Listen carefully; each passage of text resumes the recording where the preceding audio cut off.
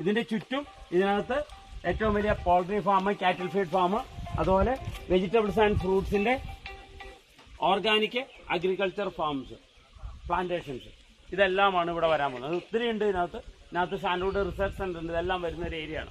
എങ്ങനെ ഉണ്ടാവും? അടിപൊളിയായിരിക്കും അല്ലേ? അത് ഇപ്പോൾ നമുക്ക് കാണാൻ സാധിക്കുമ്പോൾ ഒരു ഓപ്പർച്യൂണിറ്റി. ഞാൻ ആദ്യം പറഞ്ഞു 100 കോടി രൂപയുടെ പ്രൊജക്ടില് 20 കോടി രൂപ കമ്പനി മുടക്കിയാണ് ഈ കൺസ്ട്രക്ഷൻ സ്റ്റാർട്ട് ചെയ്തത്, സ്ഥലം ഏറ്റെടുത്ത് ഇത് സ്റ്റാർട്ട് ചെയ്തിരിക്കുന്നത്. അതിൽ ഇന്ന് നമുക്ക് ഏകദേശം 80 കോടി രൂപ പബ്ലിക് ഇൻവെസ്റ്റ്മെന്റ് ആയിരുന്നു കമ്പനി ഓഫർ ചെയ്തത്. അതിൽ 65 കോടിയോളം രൂപ ഇൻവെസ്റ്റ് ചെയ്തു കഴിഞ്ഞു. ഇപ്പൊ ഈ സാറിന്റെ 10 ലക്ഷം ഉൾപ്പെടെ അതിനകത്ത് വരുന്നതാണ്. ഓക്കെ, ഈ സാർ ഇത് 10 ലക്ഷം രൂപ കാണാതെ ഇൻവെസ്റ്റ് ചെയ്തതിനൊരു കാരണമുണ്ട്. അതാണ് ഞാൻ പറയാൻ പോകുന്നത്. കഴിഞ്ഞ 10 ലക്ഷം രൂപ സാർ ഇൻവെസ്റ്റ് ചെയ്യുന്നതിനുള്ള ആദ്യ കാരണം എന്താണെന്ന് ചോദിച്ചാൽ, ഇതിൽ ഈ എഫ്രൈം കോട്ടേജിൽ വരുന്ന റെന്റൽ ഇൻകം, റെന്റ് കിട്ടൂലോ. നമ്മുടെ സാധാരണ കോട്ടേജ് പോലെ നമുക്ക് 1000 രൂപയ്ക്കും 2000 രൂപയ്ക്കും ഒയോയിൽ റൂം ബുക്ക് ചെയ്യണോ, അല്ല ബുക്ക് ചെയ്യണ സംവിധാനം അല്ലല്ലോ അത്. അപ്പൊ ഇതൊരു മിനിമം 5000 തൊട്ട് 10000 വരെ റെന്റൽ ഇൻകം കിട്ടുന്നതാണ് ഇവിടുത്തെ കോട്ടേജ്. അപ്പൊ ഈ എഫ്രൈം കോട്ടേജിലെ ഇൻകം മാത്രം കാൽക്കുലേറ്റ് ചെയ്താൽ ഇൻവെസ്റ്റ് ചെയ്തവർക്ക് ഏകദേശം ഒരു മാസം 2500 രൂപ ഗ്യാരണ്ടി നമുക്ക് കൊടുക്കാൻ പറ്റും. ബാക്കിയുള്ളത് ഇപ്പം മിൽക്ക്, അതോടൊപ്പം തന്നെ എഗ്ഗ്, ചിക്കൻ, അങ്ങനെയുള്ള എല്ലാ പിന്നെ വെജിറ്റബിൾസിന്റെ ഒക്കെ പ്രോഫിറ്റ് ഞാൻ കാൽക്കുലേറ്റ് ചെയ്യുന്നില്ല. അതെല്ലാം കാൽക്കുലേറ്റ് ചെയ്യുമ്പോൾ ഒരു പെർ മന്ത് 1 lakh rupeesന് 1 lakh ഷെയറിന്, ഒരു ഷെയർ 1 lakh rupees ആണ്. 1 lakh ഷെയറിന് നമുക്കൊരു 7000 rupees ആവറേജ് നമുക്ക് കൊടുക്കാൻ പറ്റും. പക്ഷെ അത് നമ്മൾ ഗ്യാരണ്ടി പറയുന്നില്ല. കാരണം കൃഷിയാ, നമ്മുടെ കയ്യിൽ നിൽക്കില്ല. മുട്ടക്കച്ചവടക്കാരന്റെ കണക്കൊന്നും പറഞ്ഞ് ബിസിനസ് ചെയ്യാൻ നമ്മൾ ആഗ്രഹിക്കുന്നുമില്ല. ഓക്കെ, അപ്പൊ നമ്മൾ പറയുന്ന ഒരു മിനിമം കണക്കത്തുള്ളൂ 2500 രൂപ 1 lakh rupeesന്. അത് ഒരു റിട്ടേൺ, ROI എന്ന് വെച്ചാൽ റിട്ടേൺ ഓൺ ഇൻവെസ്റ്റ്മെന്റ് എന്ന് പറഞ്ഞൊരു സ്കീമുണ്ട്. നമ്മൾ ഇൻവെസ്റ്റ് ചെയ്ത പണം തിരിച്ചു കിട്ടുക എന്നൊരു സംവിധാനം. നമ്മൾ എറണാകുളത്ത് ഒരു ഫ്ളാറ്റിൽ 50 ലക്ഷം രൂപയ്ക്ക് ഒരു ഫ്ളാറ്റ് മേടിച്ചു. എത്ര രൂപയ്ക്ക് വാടകയ്ക്ക് കൊടുക്കാൻ പറ്റും? 25,000 രൂപ അല്ലേ? അത് കൂടുതൽ കിട്ടുമോ?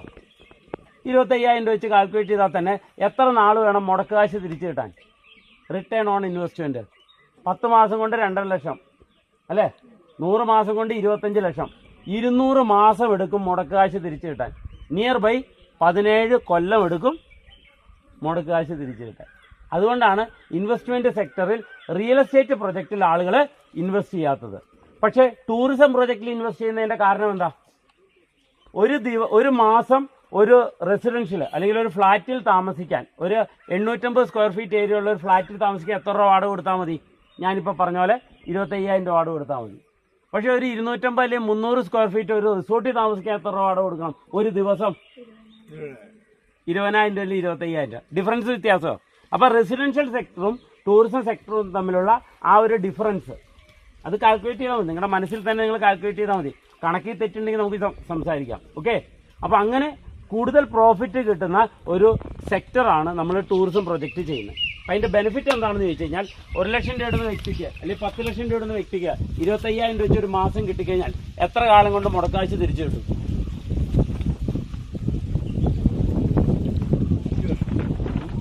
എത്ര മാസം കൊണ്ട്? 25,000 വെച്ച് 10 മാസം ആകുമ്പോ എത്രയായി? ഒരു മാസം 25,000 രൂപ വെച്ച് 10 മാസം ആകുമ്പോ 2.5 ലക്ഷം. 20 മാസം ആകുമ്പോ 5 ലക്ഷം. 30 മാസം ആകുമ്പോ 7.5 ലക്ഷം. 40 മാസം ആകുമ്പോ 10 ലക്ഷം. നിങ്ങൾക്ക് കണക്കറിയില്ലാത്തതുകൊണ്ടല്ല, ബ്രെയിൻ അങ്ങ് അക്സെപ്റ്റ് ചെയ്യണം. ഇങ്ങനെയൊക്കെ കാശ് കിട്ടും. നമുക്ക് എക്സ്പീരിയൻസ് ഇല്ല.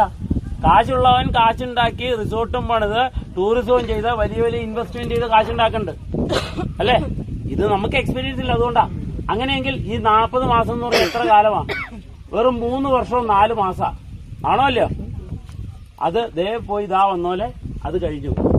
അതിനകത്ത് എനിക്ക് പറയാനുള്ളത്, ഇപ്പോ അന്ന് ഞങ്ങൾ 6 ലക്ഷം രൂപയ്ക്ക് അവിടെ എടുത്തപ്പോൾ, 45 ലക്ഷം രൂപയ്ക്ക് കോട്ടേജ് എടുത്തപ്പോൾ ആ ഓഫർ ഇന്ന് ഇവിടെയുണ്ട്.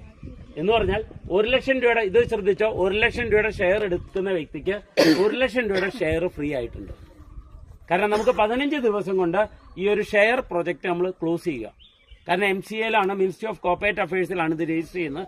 അത് ക്ലോസ് ചെയ്ത് നമ്മുടെ പുതിയ പ്രൊജക്ടിലേക്ക് പോവുക. വരാൻ പോകുന്ന പ്രൊജക്ട് ആരുടെ പ്രൊജക്ട് ആണെന്ന് അറിയാമോ? ഇതിൽ ഐഡിയ ഉണ്ടോ?